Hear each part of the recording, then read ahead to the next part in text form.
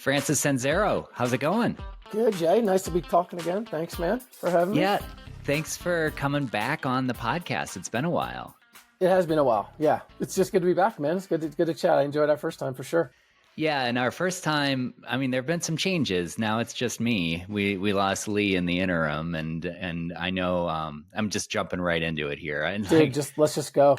And I know you've had some loss lately as well, and just wanted to talk to you about that. Like, you are kind of, I was about to say you're my spiritual go-to, but that makes it sound like you're some sort of guru or something. But given your experience with comparative religion and your experience with, you have a PhD in, what is it again? Philosophy of religion. Philosophy of religion. And you wrote the book, The Zen of Climbing. So you're the closest thing I got to something like that. Right on, man. So it's a part of life, right? Like, ain't that the truth? Yeah. I mean, 100%, right? Absolutely. Yeah. It's around us big and small, you know? What do you mean? All right. So we'll set the table. I recently lost my dad to cancer about like 15 months ago. And then we just had my mom's funeral about 3 months ago. I'm so sorry. Yeah. And so, each of those kind of had really rough like lead ups, where like years of like just like super difficult everything, right? Caretaking. I'm in like Colorado in the mountains and they're back in Maryland, like where I was from. And so I'm just like going back back and forth. That's just logistically difficult. I'm sure we'll talk about all the other things, but I know like you're an athlete and everyone's probably also just wondering like, how do you like train and how do you keep up? And is that possible? Like, what does that look like? And that was that was something, just like new for me that I had to, like really figure out. Like I really had to go deep and to be like, okay, like what's reasonable? What's causing me like frustration here? What's not reasonable, like what's going on in my body that's really hard to figure out. But so, yeah, so like, just setting the table there in terms of like my comment, big and small, I don't know. I spend a lot of time outside and I've been writing this book called Zen of the Wild. And, the coming and going it's something that, I guess we tried to shield ourselves from all the time. Most cultures try to do something like that. And, in the philosophy of religion or in, religious studies, there's almost no like tradition out there that doesn't put death back in your face and be like, you know what I'm saying? Like, no, don't run away from this. And it's like, there's a big lesson there. And so, when I think you lose something, you tend to see loss a little bit more frequently, because it's all around you. So I'll stop there and let you, like, we can double click on whatever, but. It seems weird to use that metaphor to double click on. Yeah, I'll just open this tab of existentialism over here. Yeah, totally. I know. So sorry. It's 9 a.m. over here, man. And just getting coffee. I love it. It's perfect. Yeah. The thing I've been thinking about is like this concept of time, right? So Lee left about a year ago and that was it for him on time. And I just have more time and I don't know how much more time. And like, it's going to happen to me. It's going to happen to you. It's going to happen to everyone. And the difference is just the time before. And I don't know, that for some reason that sort of sticks in my craw, for lack of a better phrase, that just like, we're not talking about the event. We're talking about when the event happens. Mm-hmm. Yeah. And like, so when you say time, Jay, do you kind of like reference like do you feel guilty that you have time and that his time is no longer, or not guilty, but does there feel like survivor's guilt? Yeah, exactly. That's a big thing, I don't think guilty because it seems so unnatural to leave in your 40s, but yeah, that's true. I feel like why do I get more time and why did he get less time? And like, there's sort of the hallmark way of looking at it with like, make my time matter now. But like, that's good for like a couple weeks. And then you're like back into your own routine and you're like, there are good days and bad days. Like there are days when I just lie on the couch and it's like, doesn't mean I can't lie on the couch, because I don't know. Why? And like, is that even a real concept? where in the grand scheme of the universe, like the difference, the delta between his time and my time is insignificant. Yeah, man, you're hitting on the real things here, Jay. This is the real stuff. I dealt with this a lot, right? So my parents, when they died, they weren't like old, like ready to die. They weren't like in their late 80s. These were people who my dad hadn't even like retired yet, And so I'm sitting, same with my mom, like she was vibrant and like could ride her bike 100 miles. And these were not like people you'd say like, oh, their time is up. These were people that were still very much alive, still had a lot of life. And I had the same question, it's like a lot of things happens there. It's like, well, first of all, this is bullshit. Second of all, this is just like unfair that, this is not what, this is not how this should happen. And, as I'm like dealing with all this, there's a lot of anger can come up and a lot of like just confusion. And, eventually I think I personally, was able to make peace with it when I just I let go of I tried to see all this tumultuous stuff that my mind was bringing up, right? It's trying to make these accusations about myself or make these claims about me. And, and I'm trying to hold on to them at the same time because it's like my parents and they're literally like, they're like dying every day. It's like, the cancer, it's just like super gnarly stuff.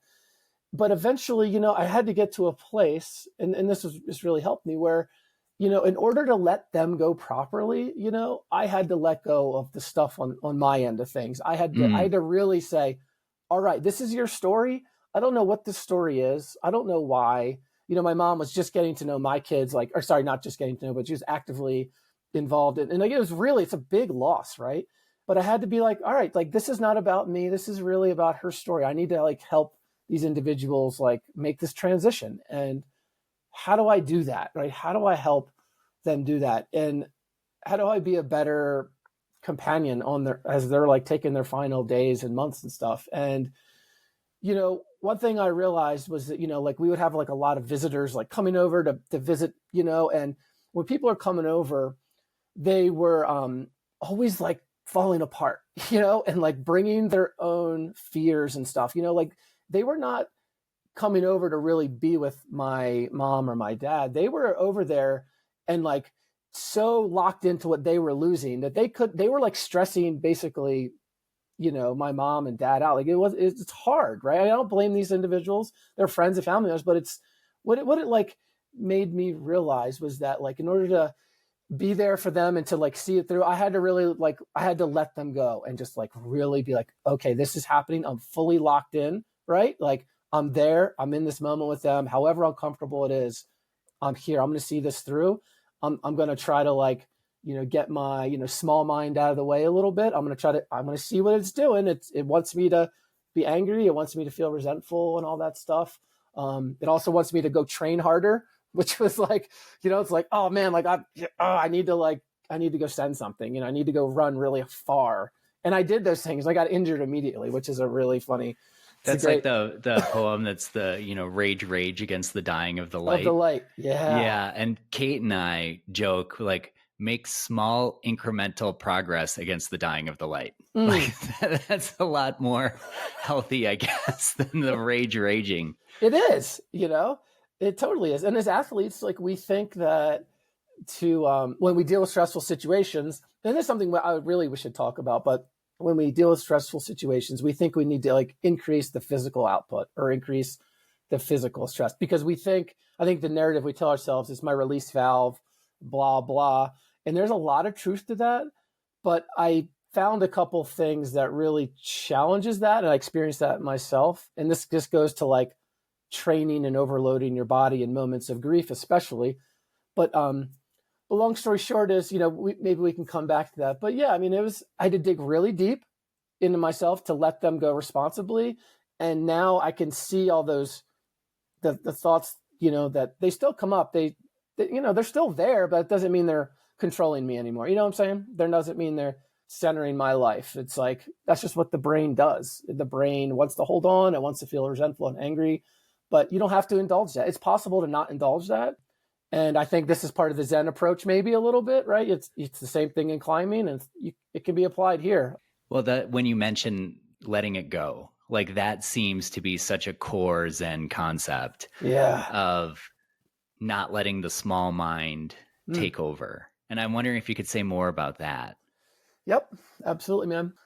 So, you know, when you go outside, right? You go outside and you see, let's see, like you see a tree fell over and it's like halfway to the ground, like it's disintegrating and all this stuff, right?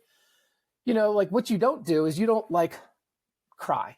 You don't ball up and feel incredibly gutted that this is happening. Like, oh, look at that process in nature. Isn't that interesting how it's kind of going back to the earth, right?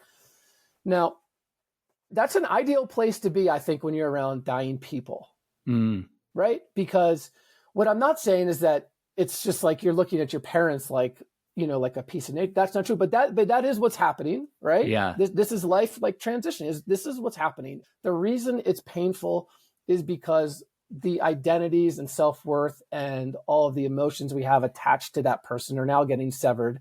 They're no longer part of our lives. And that's definitely where the source of the pain is. I mean, without question. I mean, if you take that away, you take away like the attachments, then, it's, they're just not there. The emotions don't arise. And so, letting go, there's like a twofold thing here, right? What I found letting go, what helped me was to really be in those places when those individuals were like dying, to be quite honest. And I know you probably didn't have this opportunity in your experience, but I was able to be there like day in and day out and just be like super present the way climbers are when they're like scrubbing down their project. They're really looking, right? They're really trying to feel.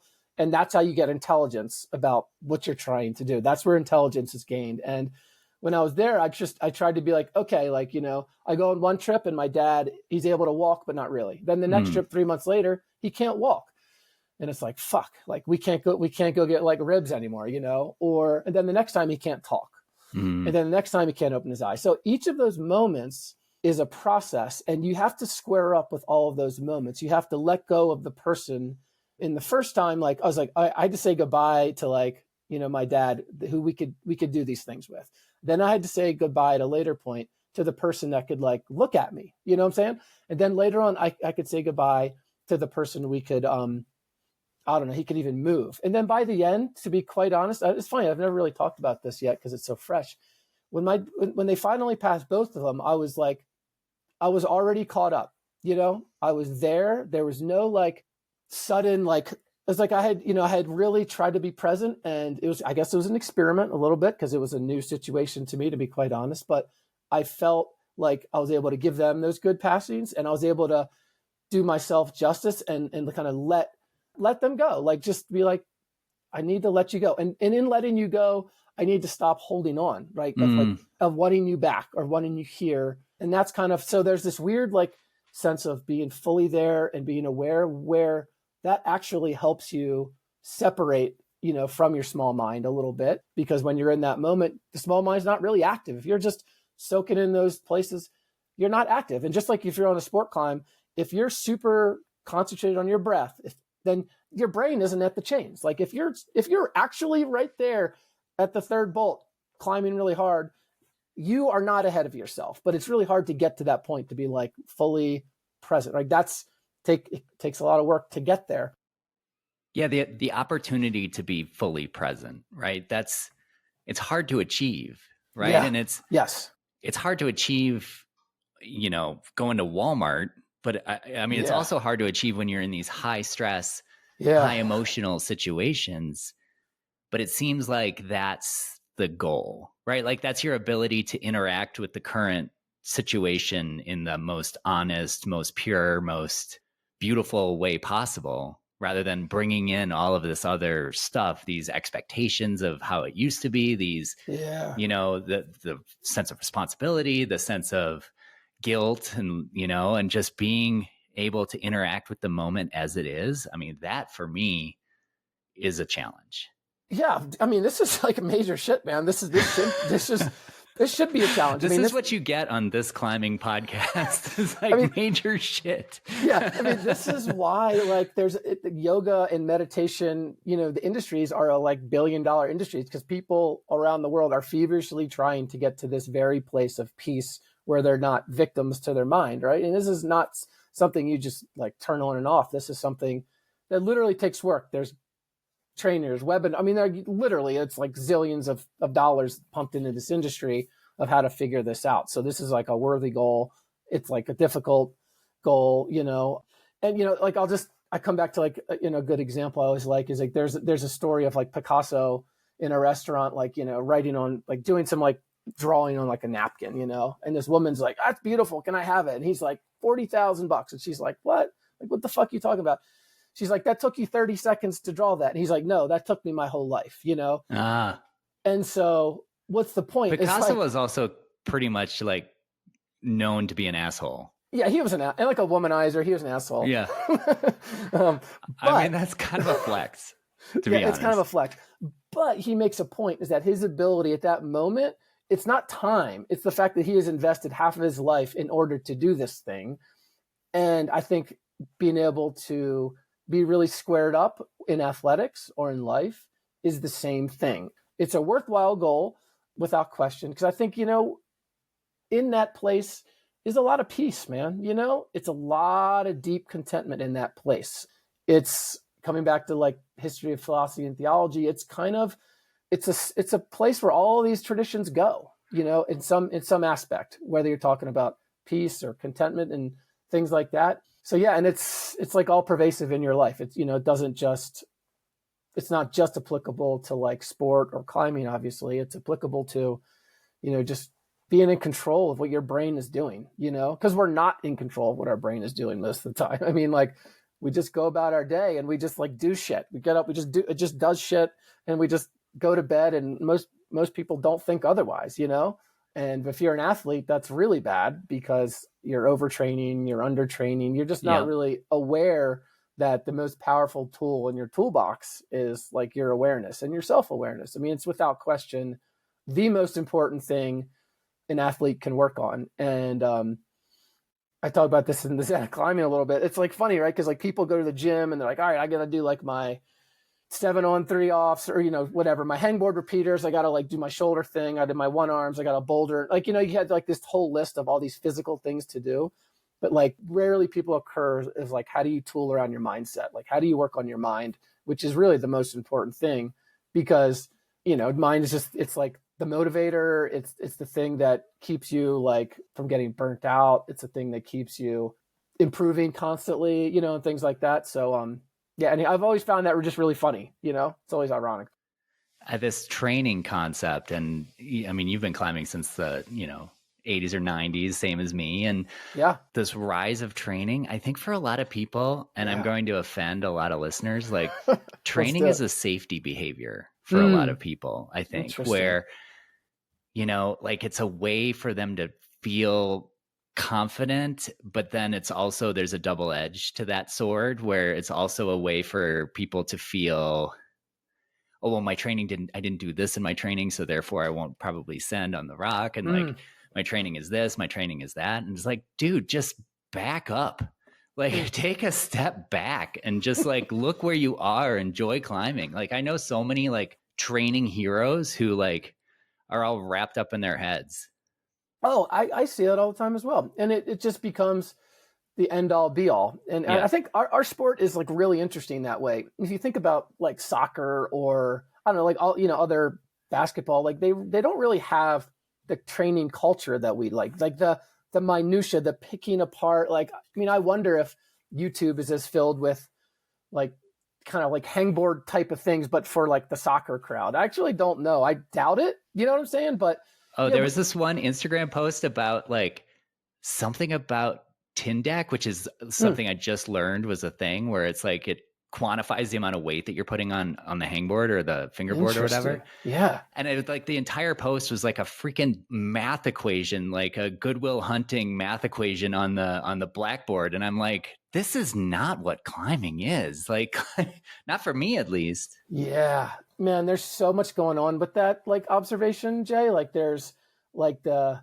encroachment of like data science, into our culture writ large. There's, oh my God, there's so much going in there. And there's an interesting study I think they did about runners in Strava, because runners are like this. They're constantly like, Strava and the runner, tracking everything, right? Yeah. And I think they did like a study where people turned that off and they ran like certain their segments, and they ran fast. They ran like faster. Oh, really? Yeah. Like without they're like, oh shit, I got to like pick up my pace. I'm running like 5:10s. I need to run, and that stresses people out, because what you're constantly doing is like, you're constantly like putting your performance, maybe of your mind, up against these training benchmarks.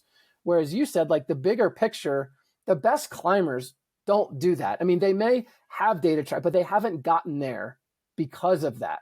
If you look at some of the greats, maybe in our generation, or something, they're pretty like born and bred, some in the comp circuit, but a lot of them are just like outdoorsy guys. You look at like Andra or like Sharma. Yeah, I can't picture Chris Sharma being like, keeping a training log with like his Tindeck, readout data. I don't think and everything. Chris has ever had a structured training routine. Like, and I've like followed him just because I've known him. I've kept my eye on this one. He's gotten asked so many questions, like, what do you do? And he's just like, oh, I just kind of stay psyched.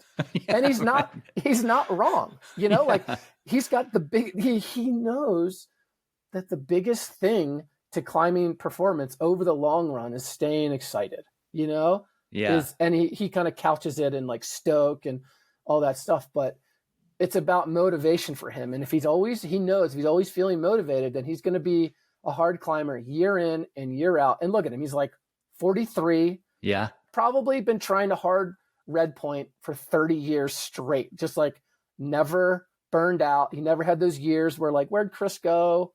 Never had them, never dipped out of the scene. Most pro climbers tend to get really burnt out. They dip out, and a lot of comp kids especially burn out. Like, a lot of the stories of the great, like, just have those years where they put too much pressure on themselves. But I mean, just that deep motivation. And not to me, I'm interested in like the data and all that stuff sometimes, but when it comes down to it, like, you have to climb, you have to be a better climber, you have to get better technique, you have to be out there, with excitement. And that's the stuff I think that makes better rock climbers and better athletes.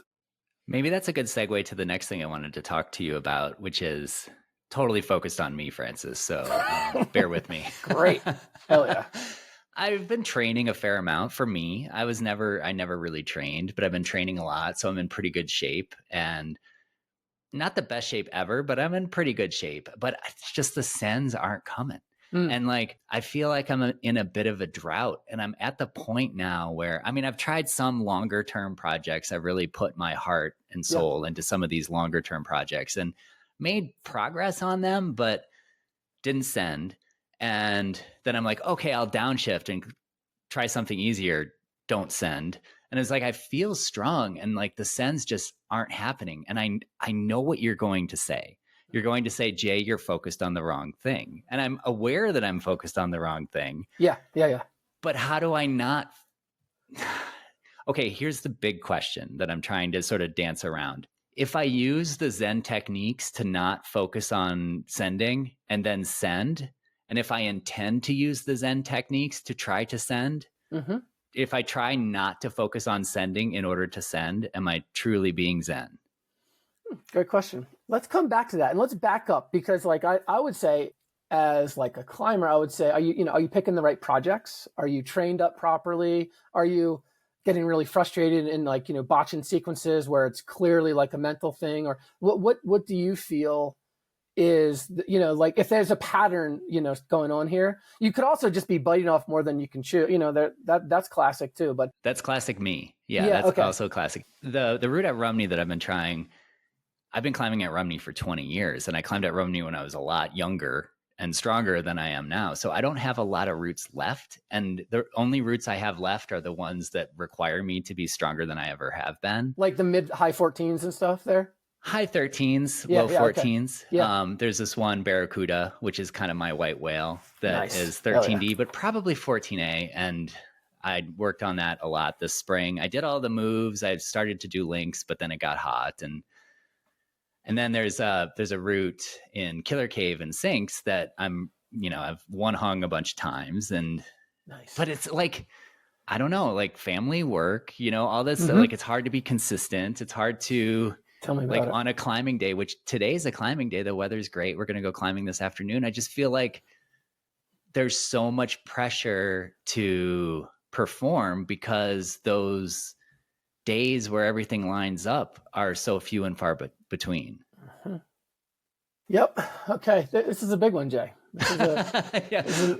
Yeah. So we talked about like we got lost in grief taken care of. So now let's talk about my red pointing schedule, Francis. Yeah. Okay. So I would also caution against separating those two, because I would say that maybe there's not a coincidence going on here. Maybe it's, and I want to make sure that you lost a really good friend, right, suddenly. And so that will 100% affect your performance, your drive, and your sense of self. I just went through it. Like I know.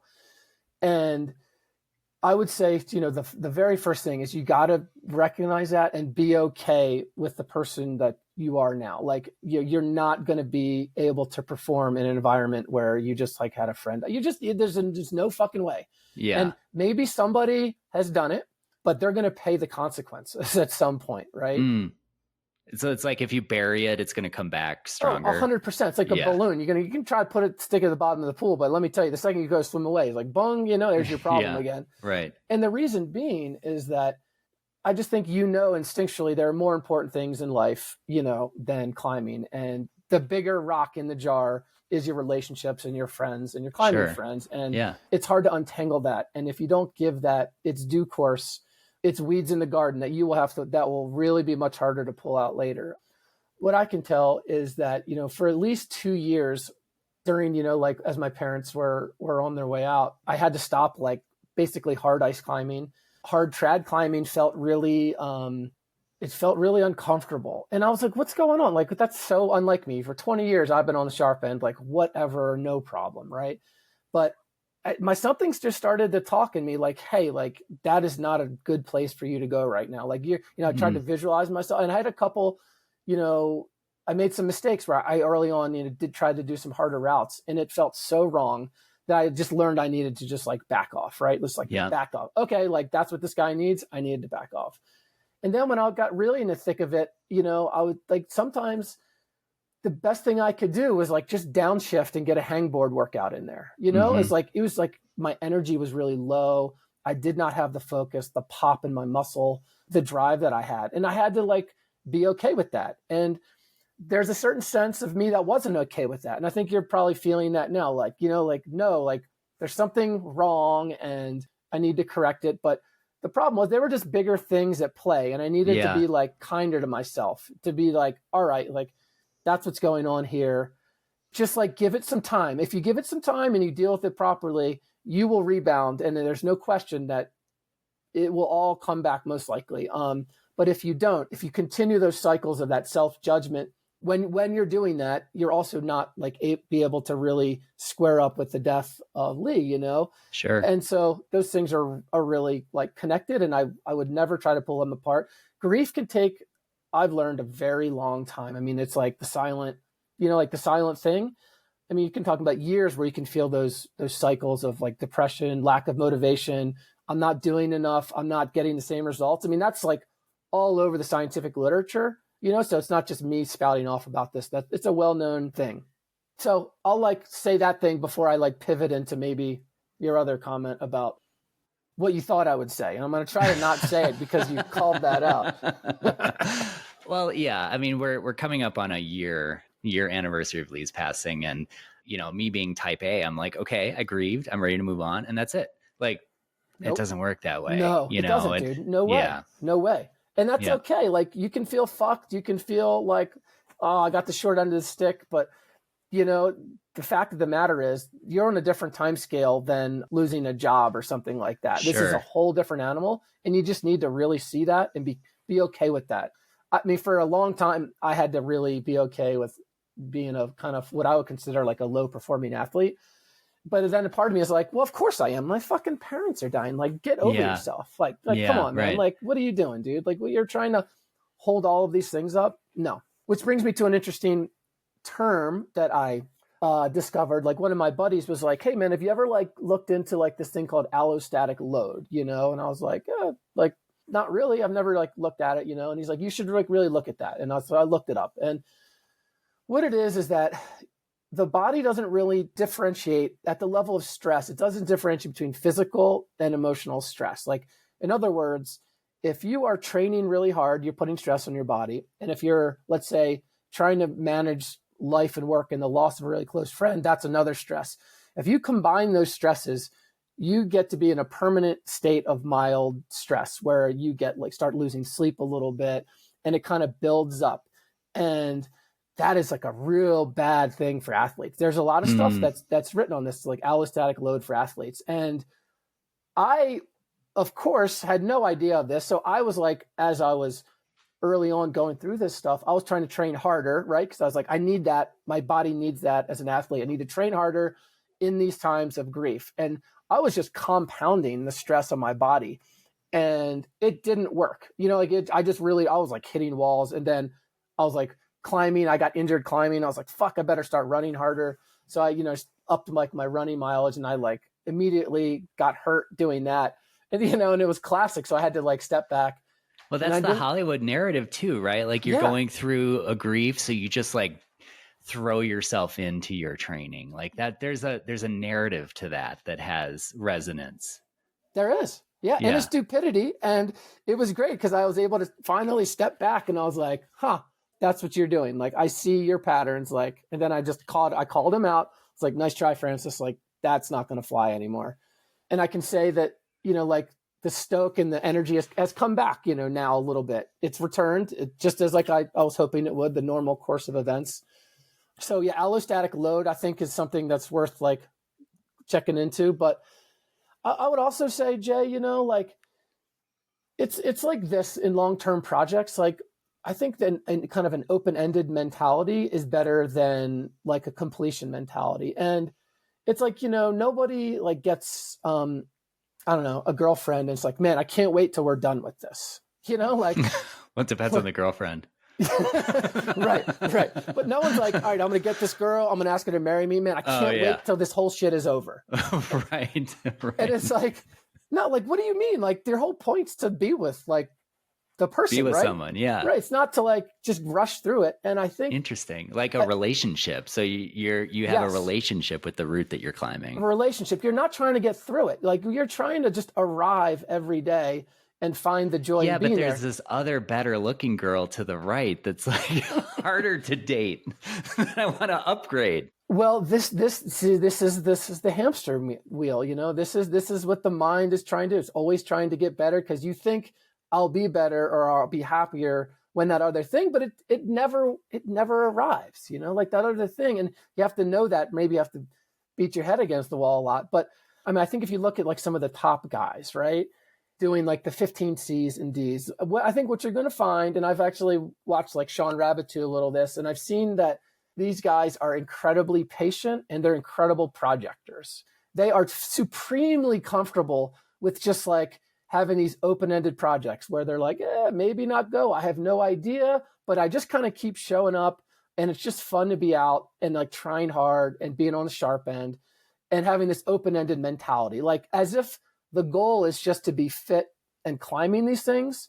And then if they top out, of course they want to top out, but you have to like suppress that anxiety or the drive to be done. Because then again, it's like taking your girlfriend on a date and being like, I can't wait till this fucking date's over. Like, so I can just do, like, that makes no sense. You have to learn to enjoy there. And there's like maybe like a tip that can help do that. And I think, okay, so one thing I think that's helpful, if you keep finding yourself caught in these like cycles, I think one thing is like, okay, literally write this down on paper is like, what kind of like projecting person do I want to be? Like, do I want to be the person that gets frustrated when I'll do something or gets like, what kind of person do I want to be in all these different scenarios through the life cycle of a project? And then really like dive deep. Okay, do I want to be always motivated or do I want to be like sometimes motivated? And of course you're going to say, I want to be always motivated. It's like, okay, so that's one thing. Do I want to be stoked when I make progress and celebrate the good things? Or do I want to be hard on myself and say, you could have just done so much better. Like all you did was figure out a new foot sequence, like whatever. Like, no, you want to be the guy that really celebrates these things, right? So create like a list as to what kind of mentality or person you want to be. And then figure out like maybe some strategies to get there and then hold yourself accountable day in and day out as to like, okay, did I align with that? If I didn't, why? Like what happened? Why did I get so frustrated today? Start holding yourself accountable to this kind of ideal. And I think you'll find that it's pretty helpful, because you're basically just like tidying the room every time, like you're getting some self-reflection in there, and you're not just caught up. You're getting some space from it. And that's important.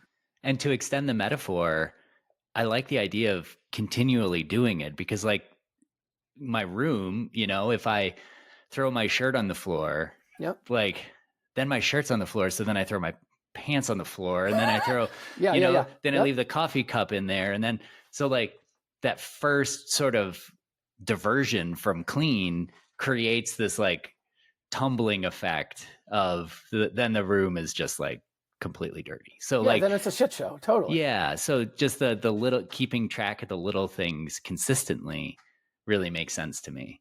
Yeah. You got to do a lot of checking in, and that's hard work. But again, like I'll come back to the opposite. Like, who fucking cares? Like, what's the problem with just having all the ups and downs, right? Just trying hard and getting pissed. What's wrong with all that? Nothing. Actually, there's a lot of people that can be high performing athletes that feel like total failures. But it's not fun. Okay, this is where I'm about to come to. Exactly. Okay. What you find is that, and you can like read this stuff from the horse's mouth, from the high performing athletes. What they'll always say is that I was the guy up on the podium, getting the gold medal, but feeling like shit and totally unhappy. And Michael Phelps talks about this in his famous Way to Gold documentary, which I'd really encourage people to watch, because it's a great example of, you've got this guy, like most decorated Olympian of all time or whatever, and he's like super unhappy. He's just like unhappy. He's a little depressed. He's, a lot of these guys are like suicidal. A lot of these guys just perform out of fear of failure. So there is a way to do that. But, what's the point? I mean, when it comes down to it, if you're not enjoying the day in and day out, then you should stop doing what you're doing, because these things that you think are going to provide you all this joy, they're not. Like, they're clearly, in these top level guys, they're not giving you that joy. So you should rethink your strategy, and reset. But it takes a lot of work to do that, and that's like the constant check-in. It's like, okay, like, what caused that frustration today? Or why is my brain so far ahead? Why am I like already thinking about the next project? Yeah.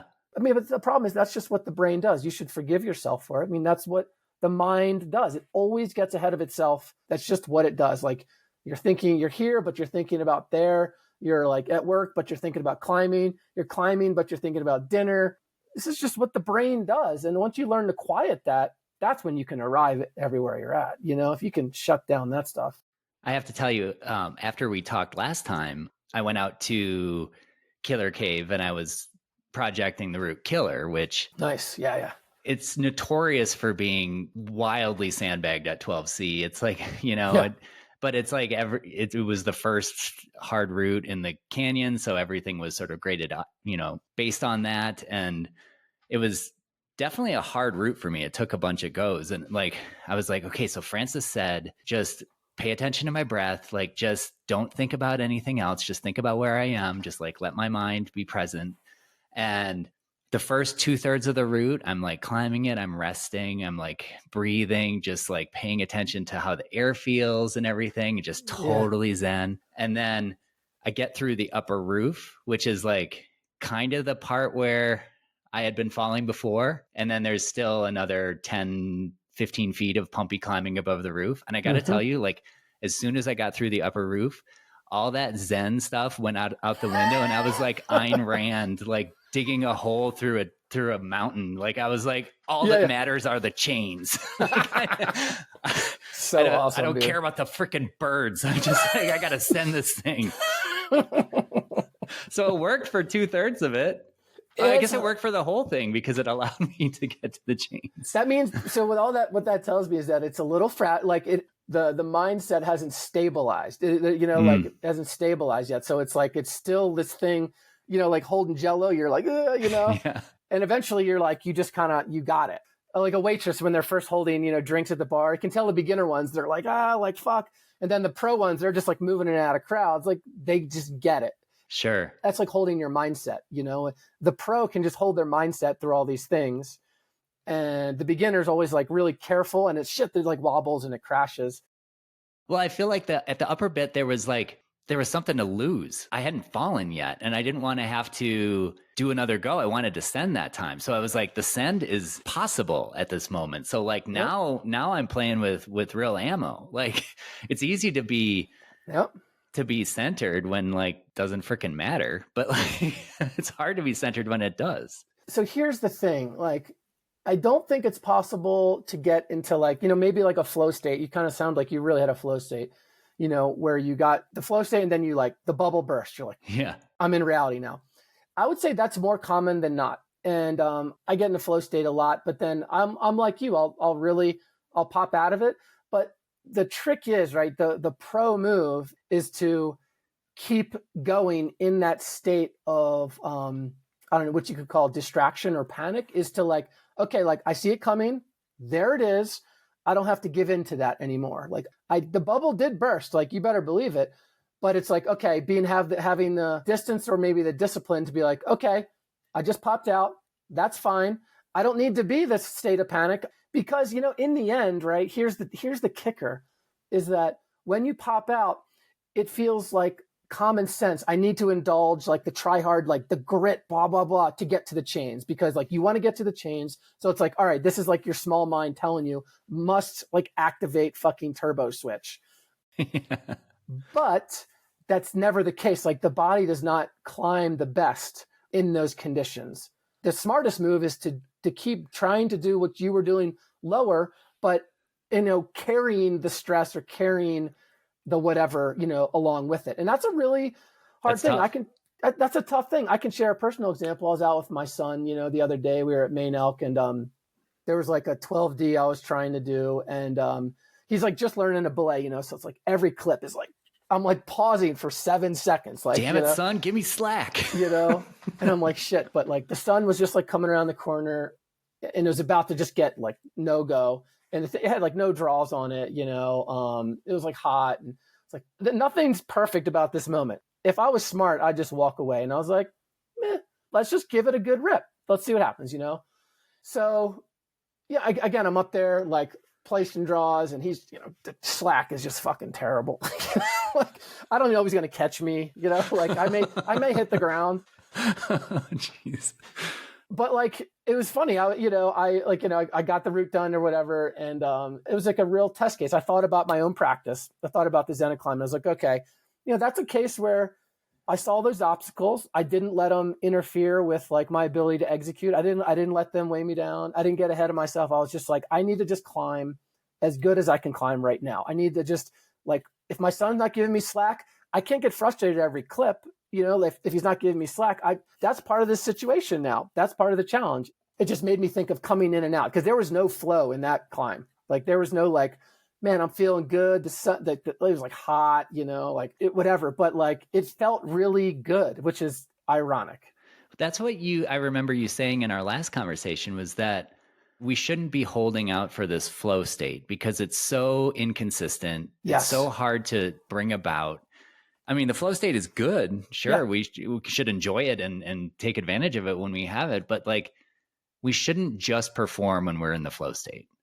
I stick to this claim. And the more I read, the more I experience myself, the more I will like double down on this one 100%. I feel like as athletes, we need to stop chasing the conditions of which will feel perfect. And we need to start trying to perform better in imperfect conditions. Interesting. Like, are you talking about conditions in terms of like temperature and stuff, like actual conditions, or just general atmospheric? Everything. Like, it's real easy to give yourself an out when it's feeling humid, right? Or you're not like at this perfect thing. Or when you get up on the route and it just doesn't feel that good. Like, man, there are so many easy outs. Like, I think as climbers, this comes back to maybe this data mindset thing that I think a lot of climbers have. Like, we're constantly like, our expectations for conditions or feeling are here. And like, we try to match that perfectly because that's where we think the send will be.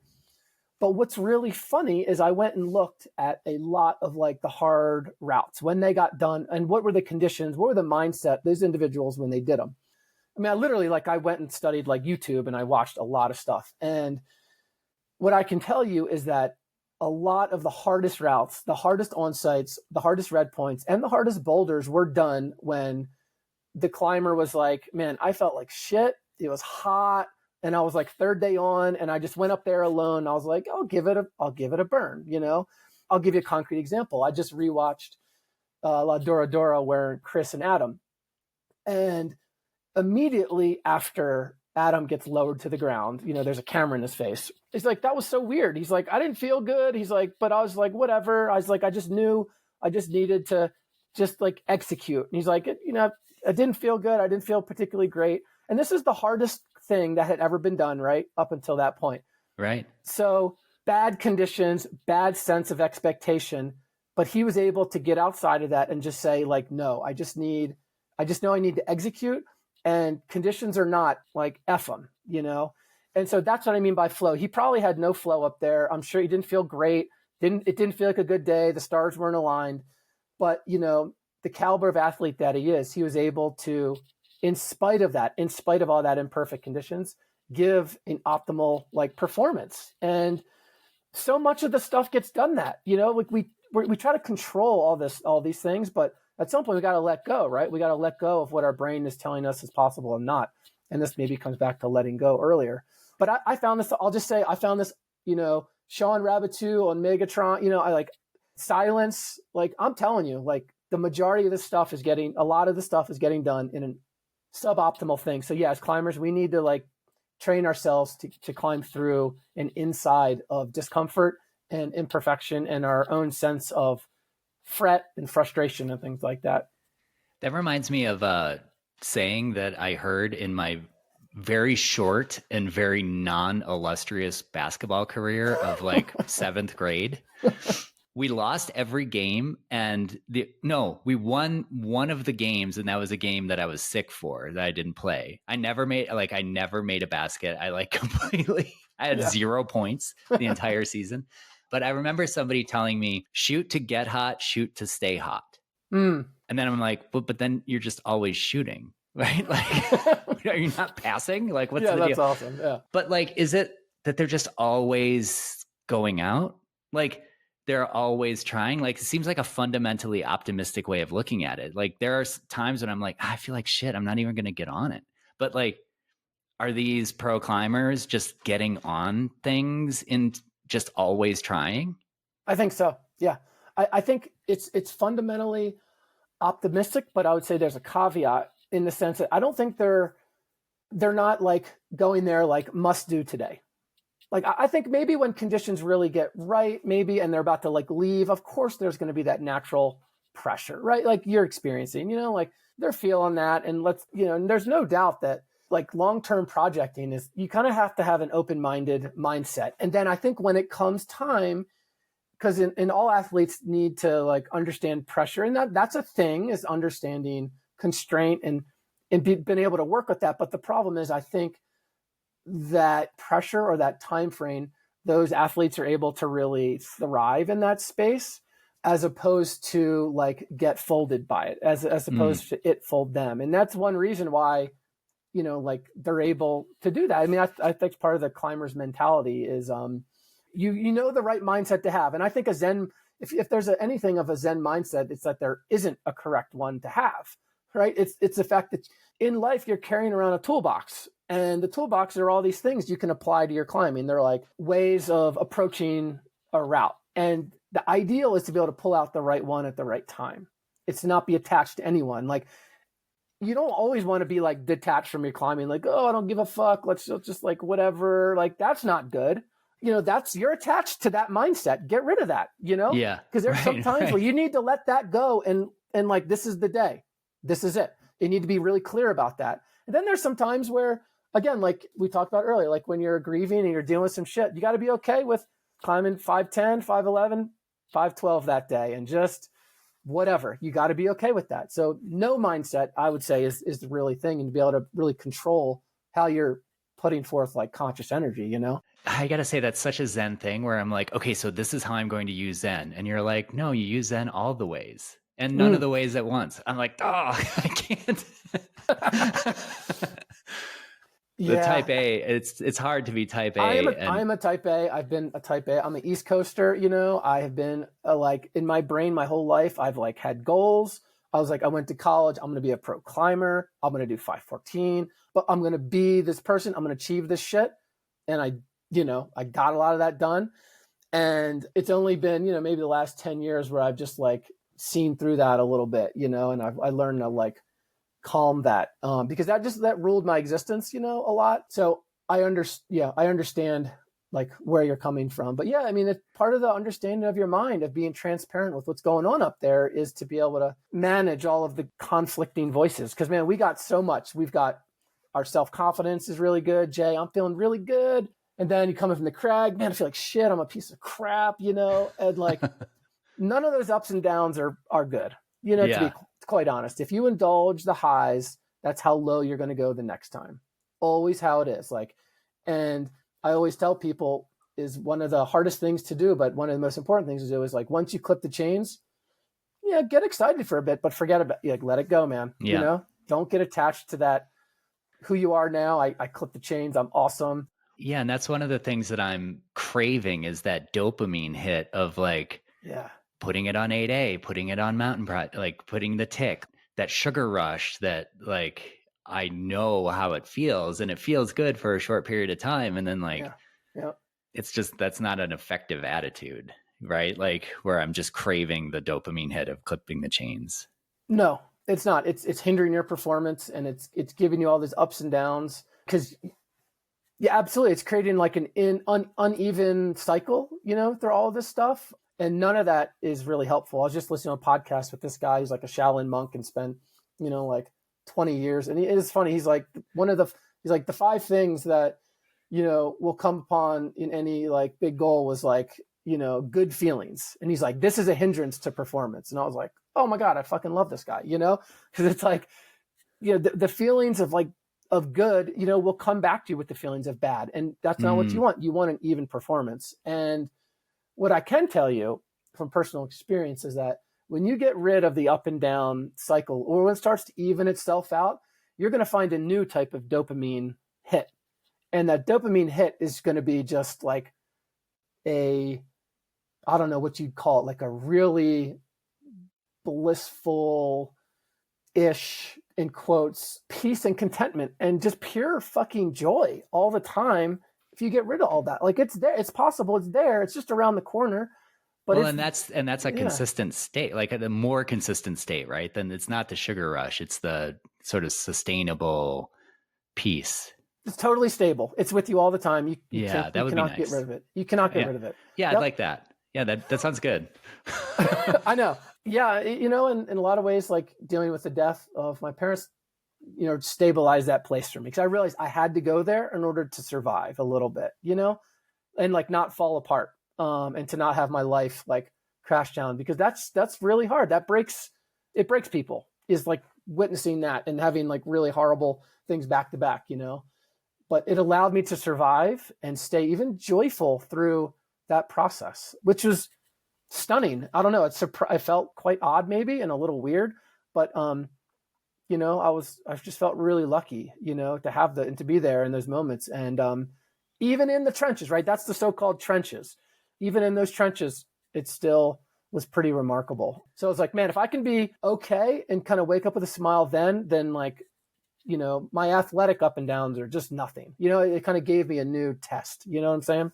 Yeah, it does always just come back to this for me. I mean, when I think about Lee, I have regret. I have regret that I didn't tell him I loved him, because like we're 2 dudes. I wouldn't, I'd never tell another dude I love him.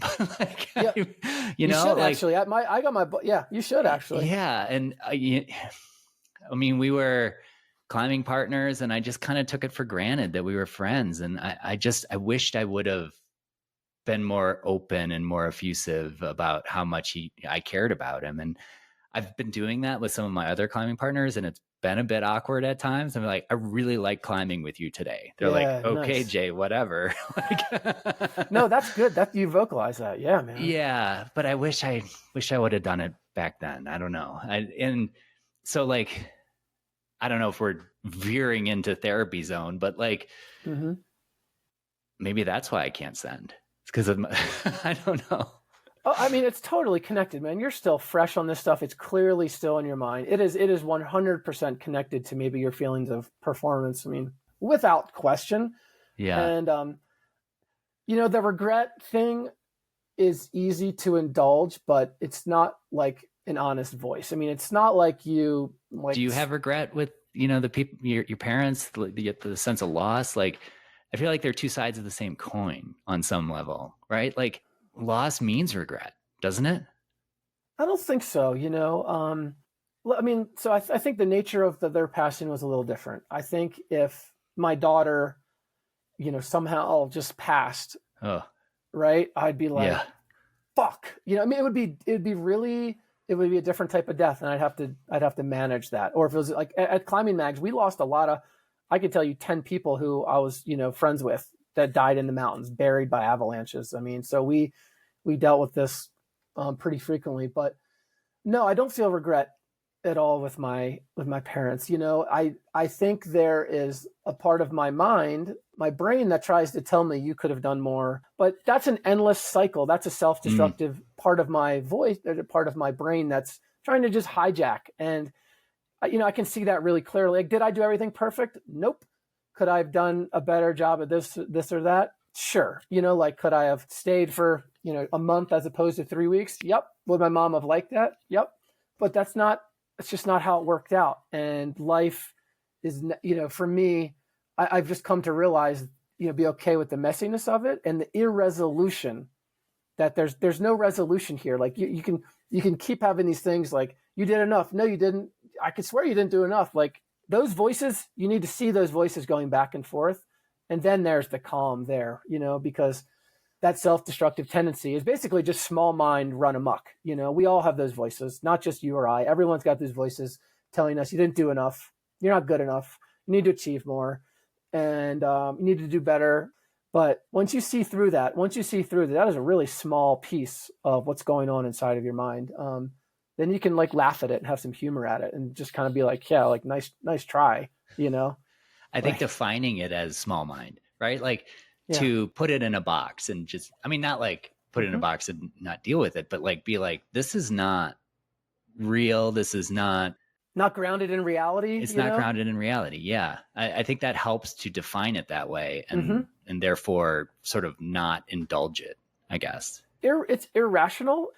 But let's also be honest, like, if I had like stolen something, from someone and then they died and I meant to like give it back to them or something, that's a whole different story because, okay, like now I have to really square up with something that, I maybe there's a more tangible sense of regret, or like after the husband and the wife, they have an argument and then the husband dies in a car crash. I mean, that's a different sense of regret than what I experienced, right? But in those same cases, you have to be still okay with that's just the messiness of it, right? Yeah. That's just what happened. And it can be good. It can be bad. Yeah. Would you have want something different? Like, of course, that's totally natural to want something different, but that's not squaring up with reality. Reality is what it is. And that's it, I like the idea of being intentional about what's happening in my mind. I mean, I'm so aware of what's happening in my body. Like I'm aware if I have a finger that's sore, I'm aware if my, my forearm is sore or my shoulder or like whatever. I'm hyper aware. But then like whatever's going on in my mind, I'm like not paying like whatever. Totally. It just goes, right? Yeah. Yeah, it just goes. And like there are things that need work, like I need to deal with these little things in order for the mind to be working on the same level as the body, I guess. That's a good insight. I think a lot of people can relate to that thought. I really do. I don't think we're brought up in like America with like a sense of what it means and the benefits of really looking at what your mind is doing. It's not a culture we have. It's like not in the water at all. Like when we grew up, there was like no such thing as like talking to someone when you have like an issue or something like that. Now it's like a lot common. So I think we're getting there, but yeah, we just wake up and we live in the brains we have and the minds and we just do what it does. And most people just go through their whole life like that. And that's fine. Let's not judge that person, but they're definitely not, going to find the peace that, there's really there for them, for sure, and it takes work. Like the meditation or the Zen process, it doesn't even have to be like a Zen thing. It's just like understanding your mind. It seems like a fundamental thing in life that like you should know what you're carrying around up there. Like, let's not even paint this, and I'm not talking to you, I'm just like in general, let's not paint this as like some Asian wisdom shit. Let's just be like, hey, it's actually just practical to know what's inside of your skull, what you're carrying around. And it's more functional, right? Like you're operating on a higher level then. I mean, it seems. But wait a second. But then Zen is not about that. Like that's when I get tripped up. Like I'll achieve more if I'm more Zen. No, that's an inherent contradiction, I think. I mean, it is like a carrot at the end of the stick, but you can't go there. I mean, you will perform better with evenness, but if you try to deploy Zen for that thing, then it's like shitting in the pool before you go for a swim, Right. Like, you got to be pure in your intentions, and then the rest will take care of itself, I would say. Yeah. Well, I'll keep working on it, Francis. So this has been so helpful. Thank you so much for stopping by and chatting. It really helps me to talk about these things. And I'm so sorry about the loss that you felt and experienced, but yeah. Likewise, Jay. Yeah. You've been going through a lot, man. Just know that, and just see that and be okay with it. And, it all will turn right in the end. But yeah, no, it's been really fun. I really love talking to you, man. It's really good. And I hope conditions get good up there. So, but it doesn't matter. Conditions don't matter. Got it. They should not. No, they should not. Francis, where can people find your books and find further writing and more information about you? Yeah. Let's see. I think I put a lot of stuff on just like my website. It's I think it's fsanzaro.com. But give me a Google and it should pop up. And I got Zen of the Wild coming out soon, which is really cool. I actually have gone like 2 years into like neuroscience research and really got into like evolutionary psychology about like true science of the brain stuff. It's been really fun, and that should come out this summer, hopefully. Excellent. Highly recommended everything that you write. It's so helpful. So thank you so much, Francis. All right, Jay. Well, let's do it again, man. Thanks for listening to this episode of First Ascent Podcast. If you liked what you heard, please rate and review us on your podcast platform. This is what keeps us going. And if you want more content, we have a Patreon page. You can search First Ascent Pod on Patreon. And finally, you can follow us on Instagram at First Ascent Pod, or my personal Instagram at JAYKNOWER. Thanks so much, and keep sending.